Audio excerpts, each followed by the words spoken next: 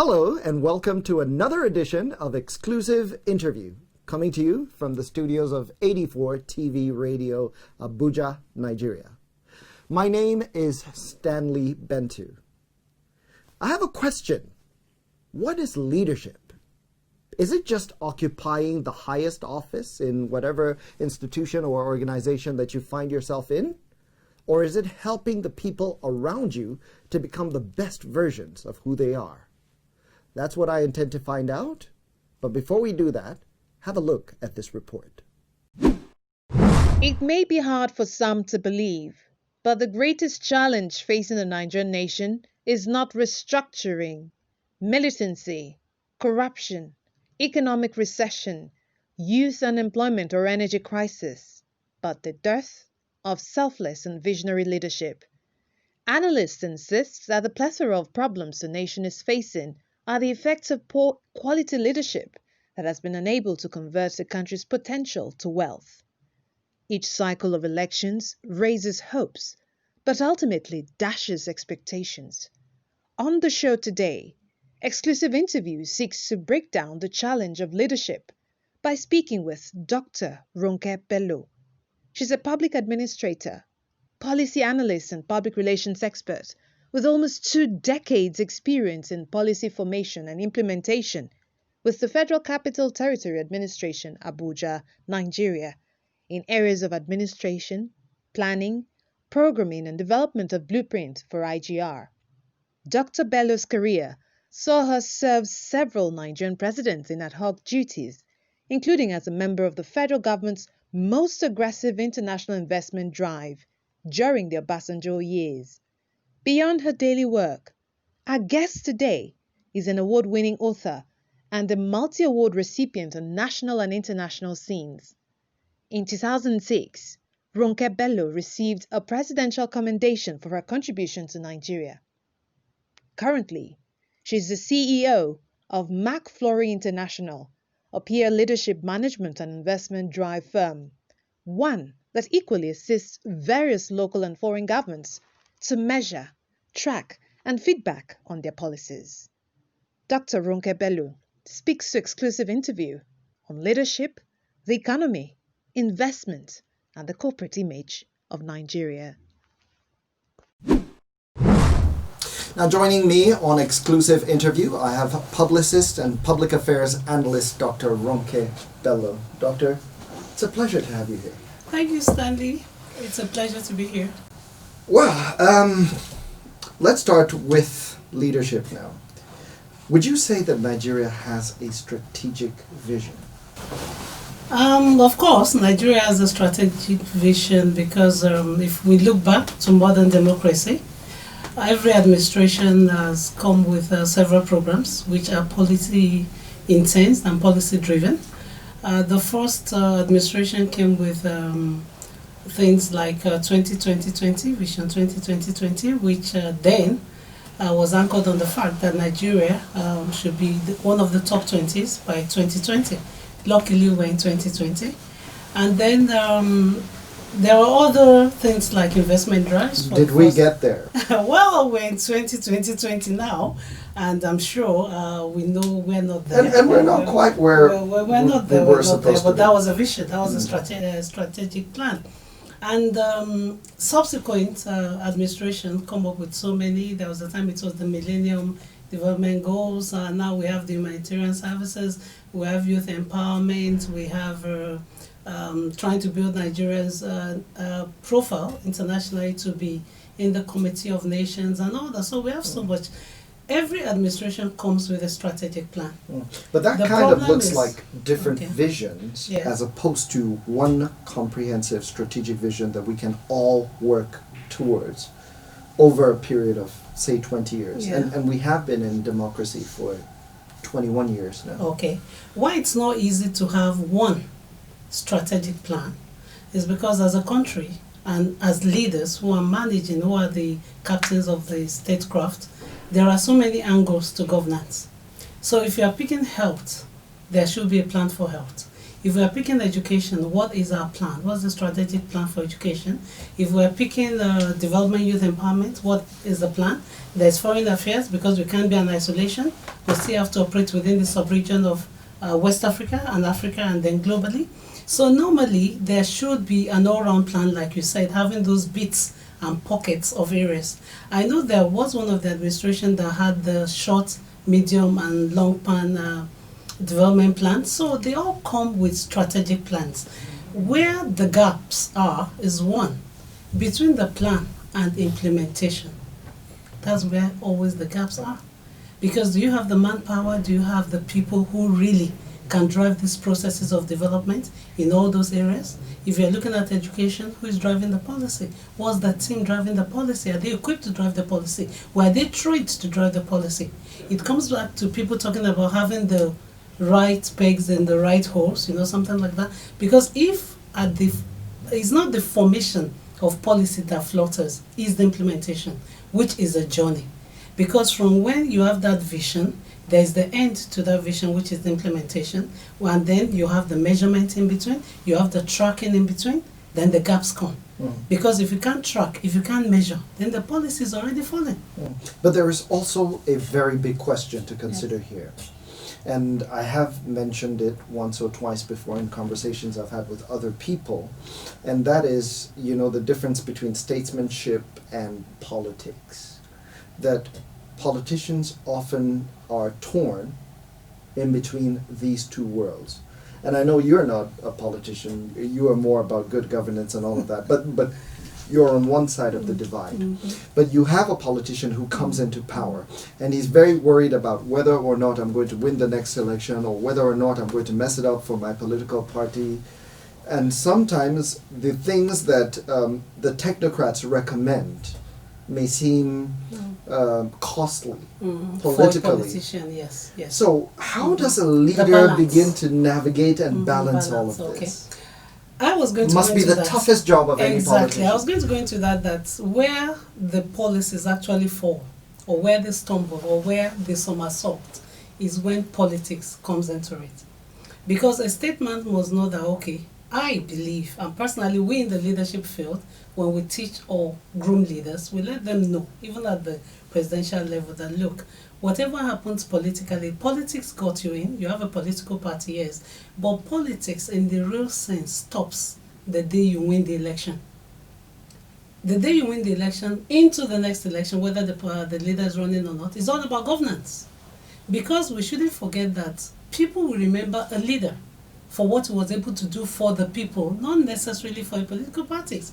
And if you look at a political party, how many people are there? It's still a minority of leaders, pardon my word, in the political party. In the political group, it's still a bit of leaders or persons there. But you are running the whole country. For example, probably approximately 20 million people. They are looking up at that system to bring the goodies to the table. But when a leader breaks focus, and now probably you have to do some things politically, they are now telling you, these are people that worked for you, they should be the one in your party, forget the technocrats, they didn't work for you. It's all politics. So a good leader will know how to sieve between those things, not breaking that political bond, because definitely when the political dispensation, when the democracy, not breaking that bound, but equally knowing that it's about governance, it's about service, it's about being proactive, it's about leaving a legacy for the next government. And that's why it comes to that word, that saying that we say, that a statesman's eyes are on the next generation. A politician's eyes is on the next election. Next election. Exactly. Yeah. There must be balance. Because for me, I don't think anybody will be remembered in history as just being a fantastic politician. So among the 4 presidents that we've had since 1999, who do you think was best at creating and executing that balance? Well, I naturally would have allowed that question to pass, but let me speak about this as a professional in leadership. Purely as a professional. Yes. Let's get that straight. Yes, purely as a professional. I'm not going to say this guy did not get right or that guy did. But one thing that we know, leaders operate at different times. Let's lay that on the table. Under different circumstances. Exactly, that's what I mean. So what happened, or the privileges one leader had, probably even nationally or globally, The next leader might not have such privileges because system turns their times and seasons. So whoever was there in 99 might not have operated under the coronavirus issue of 2020. So leaders operate during different times and seasons. But when you talk of balance, which we need to bring on, I don't even think it's the problem of the leader. It's more of the problem of probably with the followers and the political parties. Because if we get to a Nigeria where, oh, this person did not work for us, the person cannot, does that mean the person stops being a Nigerian? That is one. And where is the space? Where is the space of professionalism?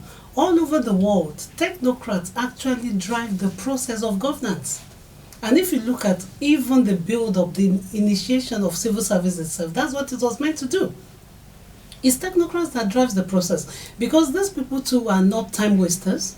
They are people who have gone to their various fields and over time learned to be masters of their trades. So most systems that win, that succeed, have that balance. And even if you bring in the politicians, please bring in politicians that are equally technocrats. You have them now, the techno-politicians. Okay, like we now, call them. Yes. I want to speak to you as someone who's managed image and communication and all of that.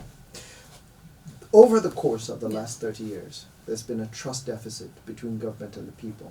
And it's not the people's fault.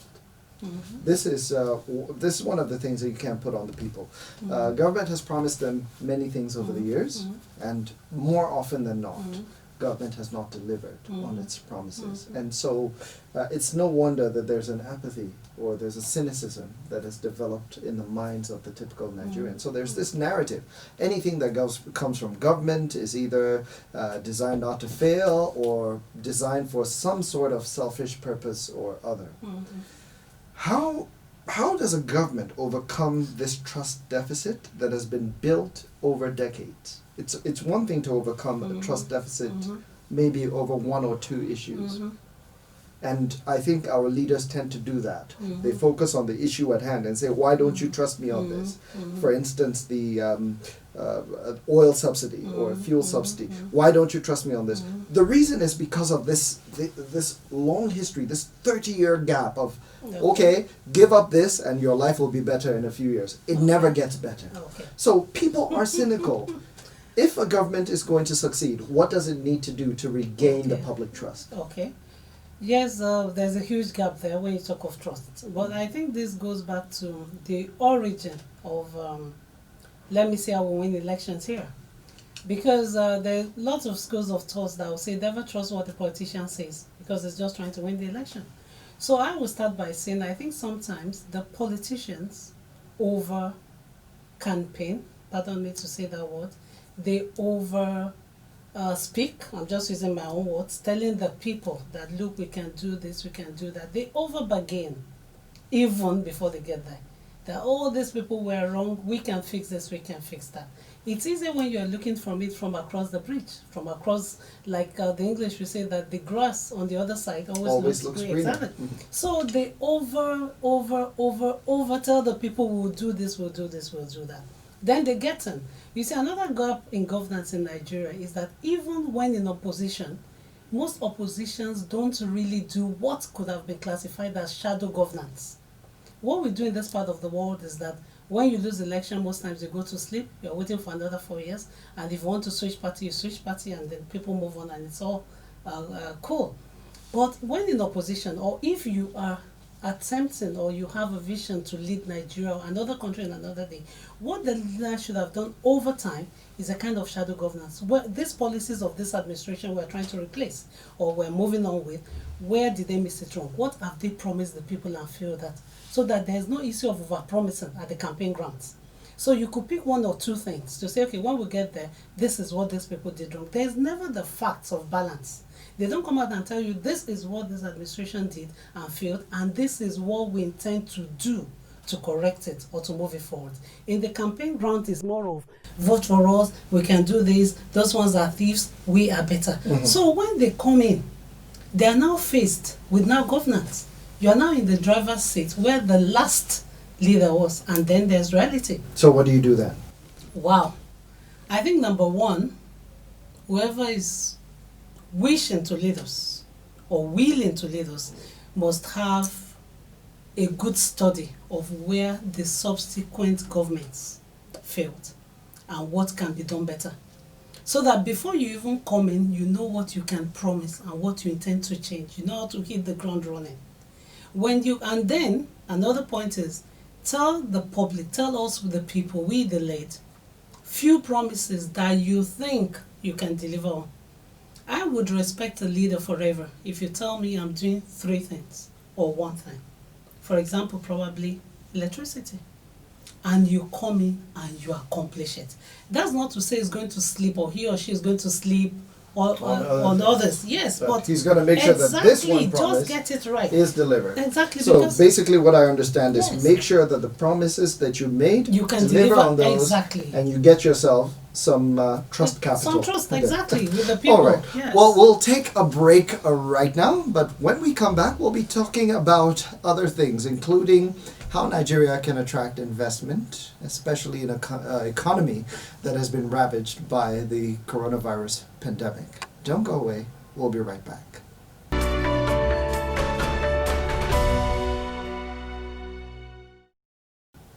Welcome back to Exclusive Interview.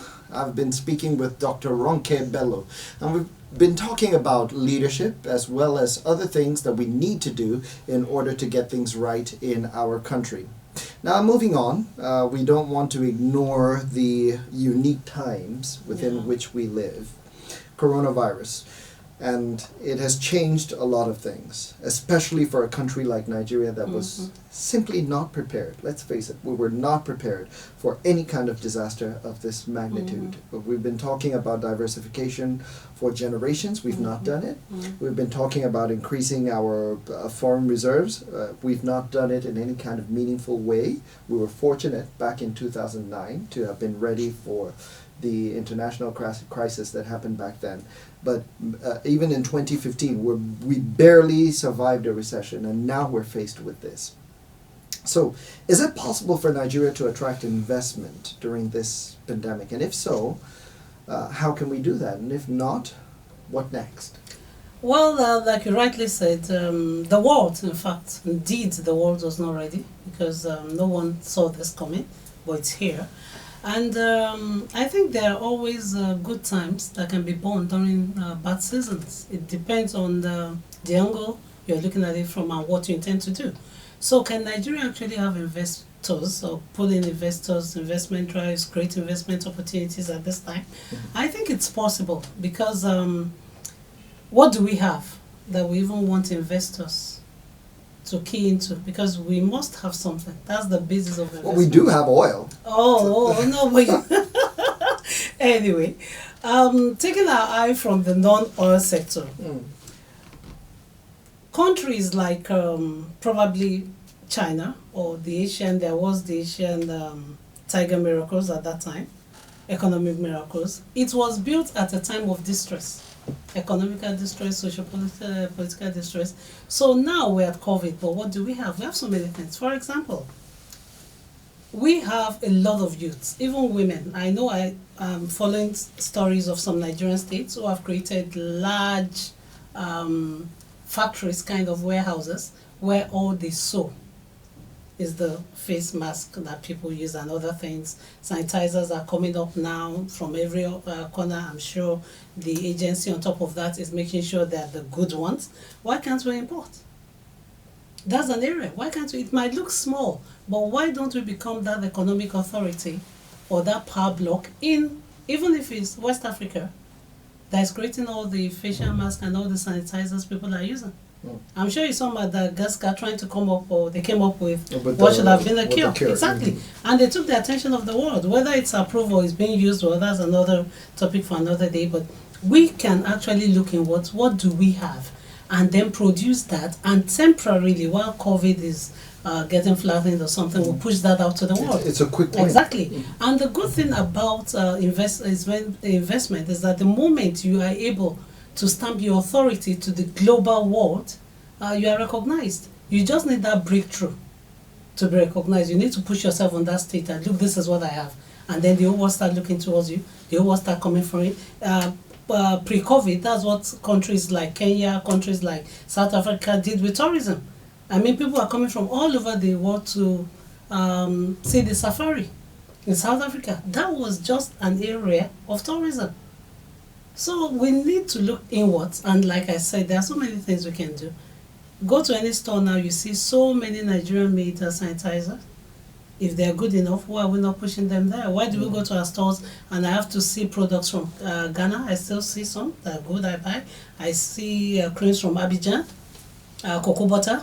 I see all those. So why don't we do that for our sub-regions for today? Why isn't Nigeria exactly, dominating that yes, market? Exactly.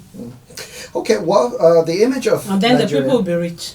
At least they'll be making then the people will be rich. Yes. And that's important. It's not just about us Yeah, being exactly. the largest economy in Yes, Africa. yes, it's for the we have to people, have people yes. being rich. But the image of the country has been dented by the action of the actions of some internet fraudsters. And definitely that has affected us. It does affect us whether we care about it or not. How do we begin to improve our image? What should the government do? And what should entrepreneurs do? Okay, So this is a twofold question. Yes. Well, I would say it's not just the fraudster that spoils the image of a country.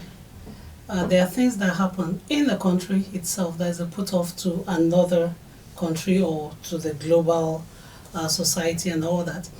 And I understand that, yes, but none in such a profound and impactful way, like the, for instance, Hush Puppy scandal. Okay. And the way he, when you look at those images and you look at those news headlines, the way he seems to embody the Nigerian youth.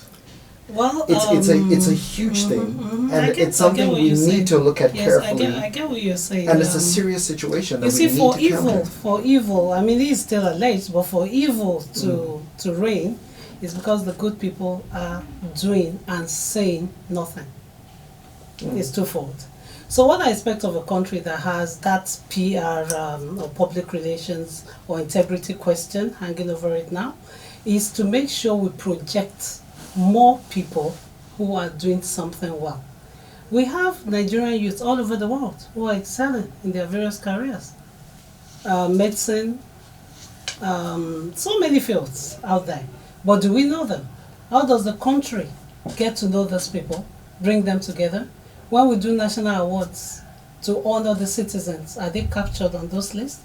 Have we gone out of our way to say, okay, who are the citizens making waves in global medicine, making waves in global aviation, making waves in global entrepreneurship? Do we even know them? People that have a track record, that we can see their pedigree. So the country needs to do more by projecting those people. I don't think there's any country in the world that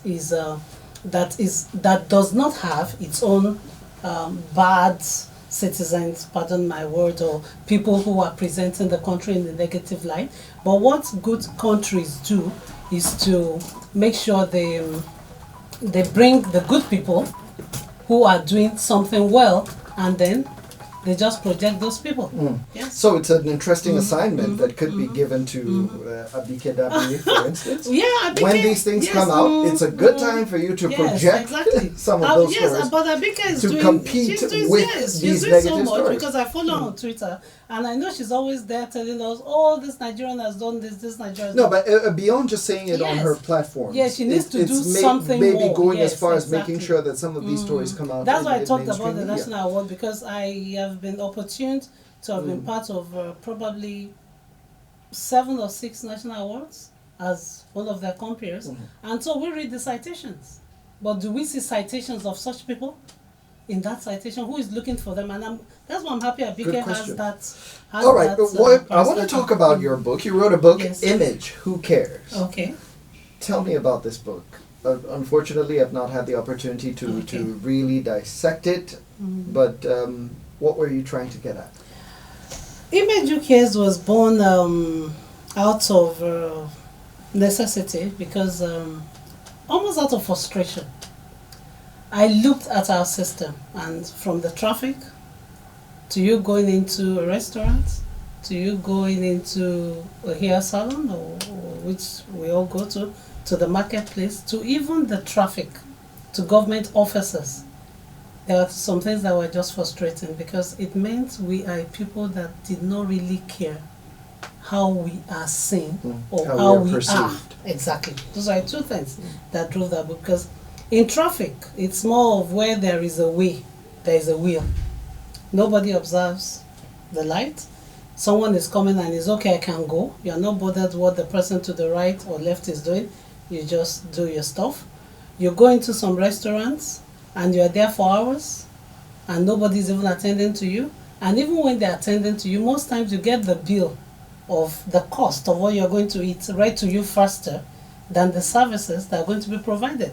So I just looked at all facets, even the government officers. Like I quoted in that book, which I knew was like caused something in a bit of storm out there, was how many people can confidently go to a ministry and use the toilets? Confidently. Not the me. minister, okay.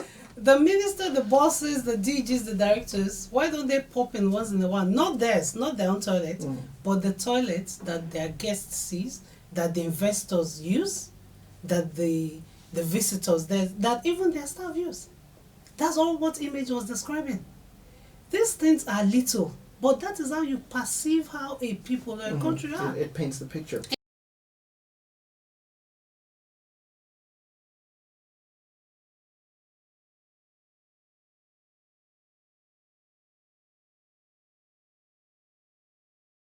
So the book wanted to just pull attention to these areas, and that is why the title was Image, Who Cares? Exactly.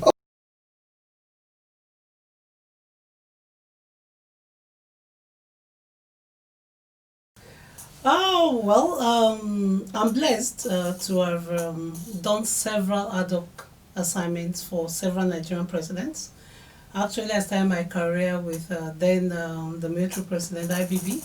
That was my first outing. From a background equally of broadcasting, I think they discovered my talents for communication, and I was opportuned to have anchored several programs from the military right to democracy. From AU, that's standing before 60 heads of states. It used to be African Organization of African Union, to ECOWAS, the visit of Bill Clinton.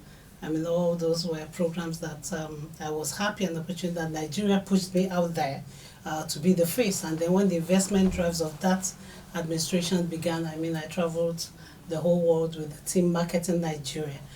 So before Obasanjo came, I think because they all come to state events, so I would not say he did not know, probably he's not seen me before. But when he came, he started his own programs, and then I became like the face of most of the dinners, the investment drives, the visits of several heads of state. And well, I feel blessed because out of such a large country, to have been repeatedly given that opportunity to present for several years. And when I wrote the book and other things, the book, I decided to send one to Baba, that okay, I've written a book, because something we need to give to Obasanjo was, he was that leader that gave us courage. He gave hope. Baba will always tell you that you have no country than Nigeria. So wherever you are from, or even if you schooled abroad, went to some of the biggest schools abroad, Baba will always tell you, you have to come home, you have to be part of the system. So I wrote after I wrote the book, I sent him a copy, like I sent it to several people. And then, boom, he decided to acknowledge not just the book, but all the things in the letter, which he personally signed. And that was a very huge moment in my career life. And there's a phrase there I can never forget, because it says something like, you're a good ambassador of this country and never be tired of doing your best for Nigeria. I mean, that resounds in my head, everything. I mean, for Baba at his position, exactly, to have said, exactly. So you feel the burden yes, of that, I'm sure. it's a great moment. It's a great moment. And a great inspiration, I'm Great sure. inspiration, yes. All right, well, yes. one question before Yes. I let you go. You're from Kogi State. Yes, please. And there's been a lot happening over there. I don't want to go very deeply into all of it, but one of the things that has always gotten me, because I care about young people, Yes. I have 2 young children coming up who are half Nigerian at the very least. In Kogi State, you have lots of young people, they're not engaged. A lot of them do not have jobs. They feel a sense of lack of hope. And many of them have fallen through the cracks and have taken to kidnapping, abductions, and other crimes. What is the Kogi State getting wrong? Especially since it's a state that has so much comparative advantage when you look at it in context of the other 36 states of the Federation. Okay, I would like to say this. Number one, we're very peaceful, God-fearing, loving people as a state. And every Nigerian could tell. okay, good. And I might not necessarily here want to talk about, I'll come to a question, the security architecture of what we're doing, because, okay, that's for security experts, and I know they're doing No, something. well, security is one But thing. I want to I'm talk- concerned yes, about the fundamental that young Exactly, people. I'm coming there. How well yes, are they because I'm engaged? going to talk about the social, economic status of our youth. Basically, that captures that. And permit me, give me a bit of time to take you on a little journey. Very quickly. Yes, yeah, very quickly. The present administration, he himself came in as a young Nigerian. Well, I won't say youth because we say, okay, 35, that's the global age for youth, but he came as a young Nigerian. And for the first time in Kogi, that's just a backup history, for the first time in Kogi, we had a paradigm shift, we had a generation shift. Because we had someone in his 40s and who came in and said, okay, I even want to work with my mates, my generation. So most people in Kogi State government today are even of that generation, 40s, 30s and all that. So what am I trying to say? Politically, they are in power. Okay, coming to the jobless and all that, I think most of the crimes credited to our state, because like you said it yourself, we are bordering, or we have borders with about 9 other states. We have a major road that connects the northern part of Nigeria and the southern part. So it's a very busy area. So because of that proximity to other states, things happen, you have infiltrations of other things. And I know the president, at least for we the citizens, we fish around. Mm-hmm. We fish around news, we're always on the news to know what is happening in our home state.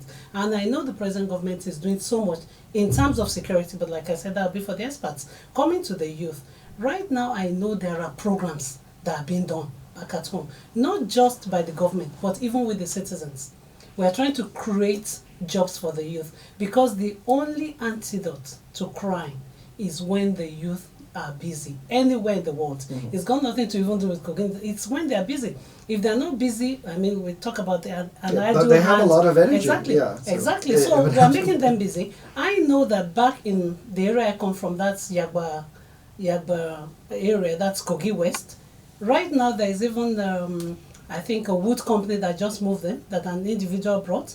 And you call our youths back at home now and they're, oh no, we're going to cut trees for the Chinese. So we're happy because they are actually doing something now with their time. I know the government is doing things on agriculture. I would like to speak more with you on this, unfortunately. So we're making them busy. So I would like you to put that on record that the Kogi youth is not just going around aimlessly and looking forward to attack. Well, we're making them busy. I think that it's a problem that's perennial to all of the Nigerian young people. We're making them busy. And I think that we place ourselves in a very dangerous situation when we do not positively making engage. them busy. Nigerian youths are energetic, they're creative, and they are willing to make work, a good living upon themselves. So we need to remove that sense of hopelessness.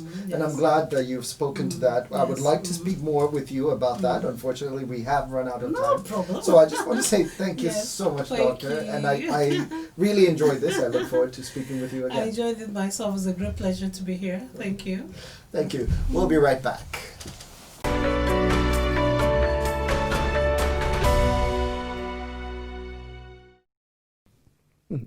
Well, that was quite an interesting conversation that we had with Dr. RONKE BELLO.